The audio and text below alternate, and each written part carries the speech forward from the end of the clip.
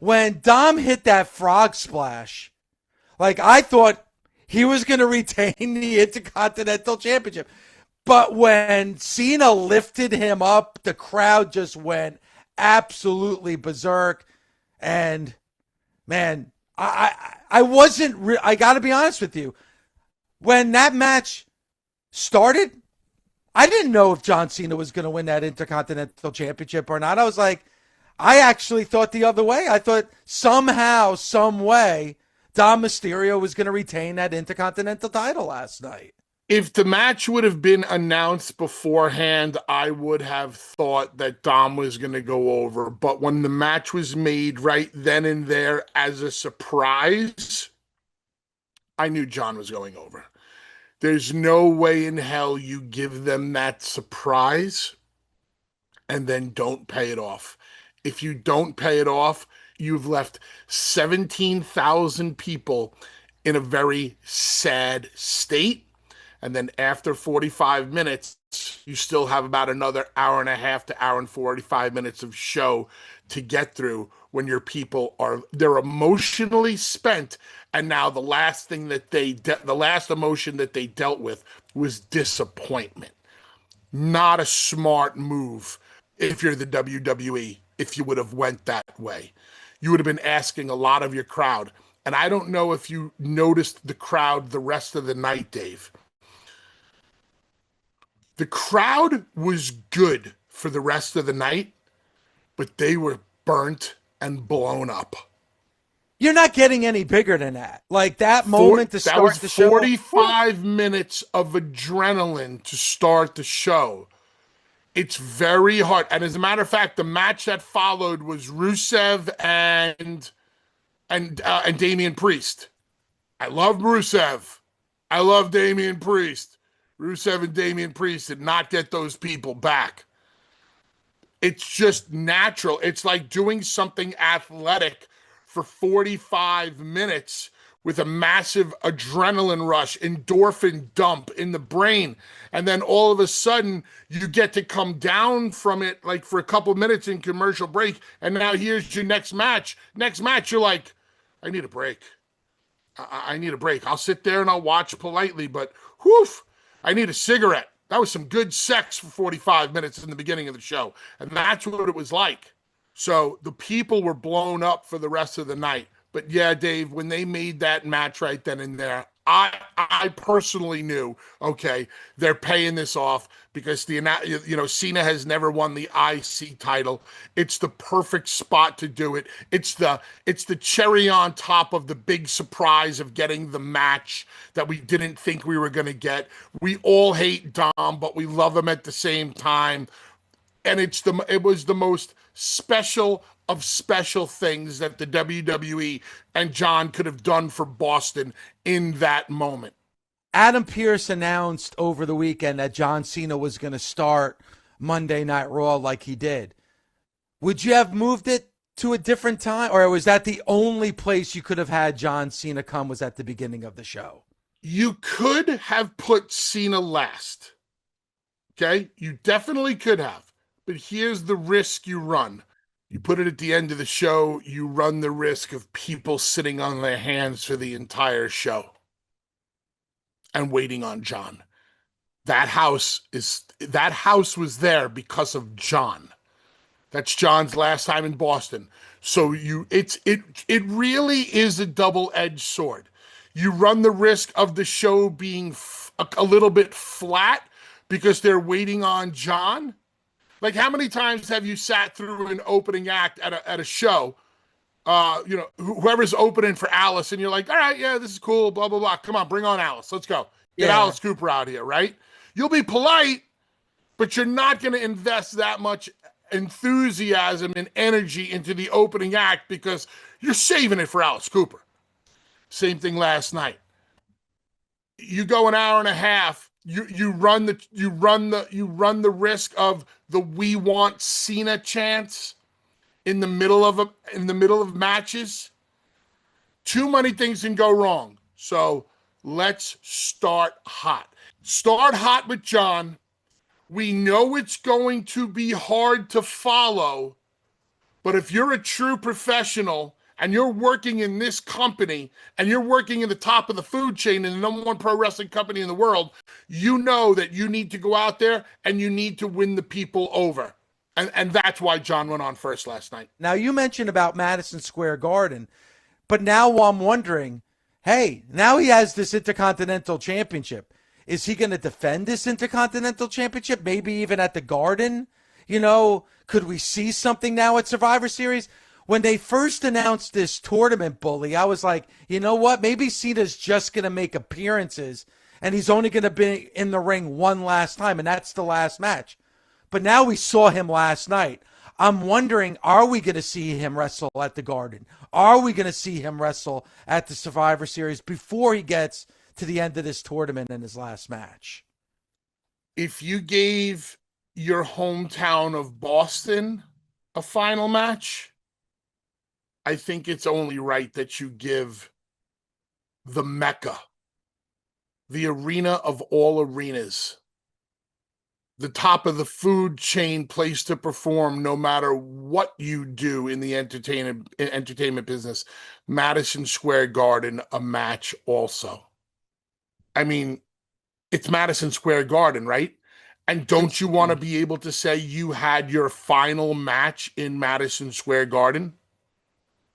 His final match is going to be his final match, no matter what. But if you have to pick two places, he even said in his promo, I don't book the towns, I don't book the this, I don't book your sister's ass, but I told them I need to come back to Boston one last time. There's no wrestler on the planet who's not going to want to go back to their hometown. If you take every wrestler in the world and you give them the same opportunity you're giving John on this final tour, what two places is every wrestler going to want to wrestle in?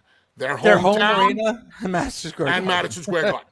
Yeah. I mean, it makes sense. Like, I'm sure for you, Bully, and I know you have venues that are very, very special to you, but if you're doing a quote unquote farewell tour, you would want one of those stops to be Madison Square Garden. And now you gave the fans a match in Boston. What do you think those fans that are going to the Garden are going to expect? They're going to expect something big as well. I don't know what that big would be in the Garden. I do know that I went on record to say that I did not believe John and the WWE would let down Boston, and they didn't.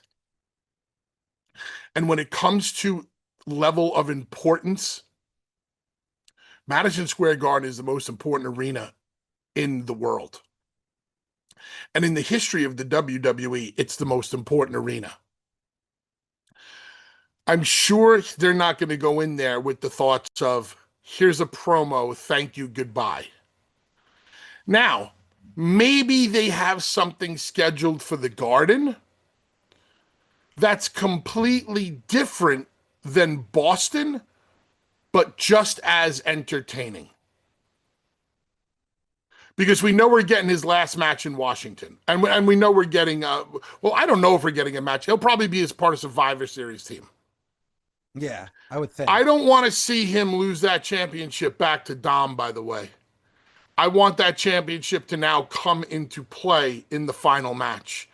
I want that to be the all-in of that match, meaning, all right, you won the tournament. You get your last match with me. And oh, by the way, if you beat me, you're the new Intercontinental Champion. Would you like that, or do you want to see them separate the two? I would love to see that. That's a great question. That's what I do. I know it's a great question because I honestly don't know. I really don't. Would you rather see him drop the IC strap in the Garden or at Survivor Series and then let that last Cena match live on its own, with the only stakes being somebody wins and somebody loses? Or do we get to Washington in his final match, and now you're in the final match of John Cena, and oh, by the way, if you beat John, you're the new Intercontinental Champion? I feel like that's probably the way it needs to go. Here's the thing, Bully, unless it's last at the last match, I don't want to see John Cena lose. Unless it's in his last match and there's a reason for it. At the same time, I don't want to see him retire with the Intercontinental Championship, because then what are you going to do? I don't want to see that at all. I don't want to see another. I don't want to see a tournament to face John and then another tournament to see who the new IC champ is. I think that's, to me, Bully, that's the worst case scenario. So it's interesting, like your question, I have to think about it. I really do, because they've kind of painted themselves into a corner. No. They're not painting themselves in the no corner. Trust me. Well, I mean, when you're speculating, for us to speculate, because, now he's Grand Slam champion, but now he has a championship title. So I first said I don't want to see John Cena lose. Even in his final appearance, I don't want to see him lose.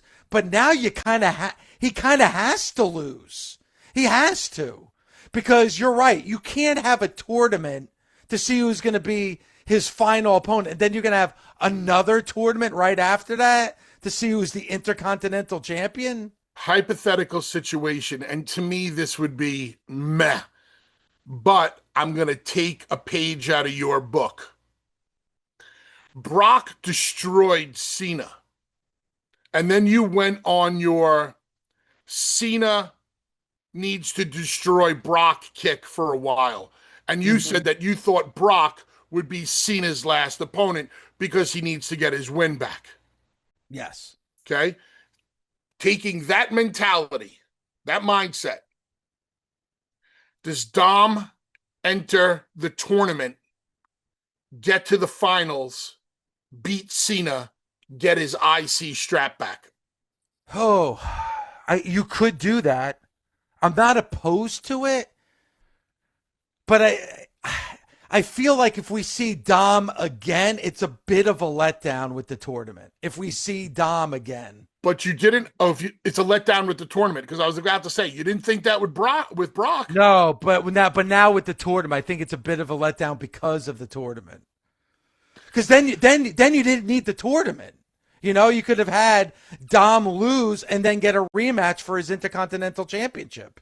And maybe that's the way Dom gets in the tournament, saying, I deserve a rematch. And in lieu of my rematch, I want in this tournament. Or whatever it is, he uses the rematch to get himself back into the tournament. No, Bully, what this does is now it makes this last match even more. Now these 3 last appearances from John Cena are now even more intriguing. You had him wrestle in Boston. Now you have to have him wrestle at the Garden. Like, right? I mean, you just had him wrestle, and then it's Survivor Series. Was John Cena just going to make an appearance at Survivor Series? Dom was the perfect person to try to ruin the party in Boston. Perfect pick. Now, let's think in terms of Kiss. Last night in the Garden, we went in there expecting something special. Now, we didn't get it. We definitely did not get it, and we were definitely disappointed. But I do not think that John Cena and the WWE are going to disappoint us the last night in the Garden for John.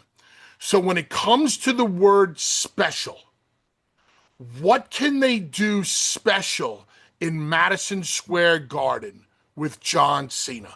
They can raise John Cena's name up to the rafters of Madison Square Garden. You and I were both thinking the exact same thing. Hanging a banner for John Cena in the rafters of Madison Square Garden. To me, the perfect person would be Triple H. We just saw him last night. Now you're going to see him again? That's fine. I can deal with Hunter. Deal with Hunter doing that. I have no problem with Hunter doing that. Now, is there anybody else? Is Hunter? What if it was Steph? You could do it with Stephanie. It's fine. Stephanie? Undertaker? Love it. That's a great surprise. To hear that, like John Cena's in the ring and it goes black. You hear and then out comes the Undertaker. That would work. Love it.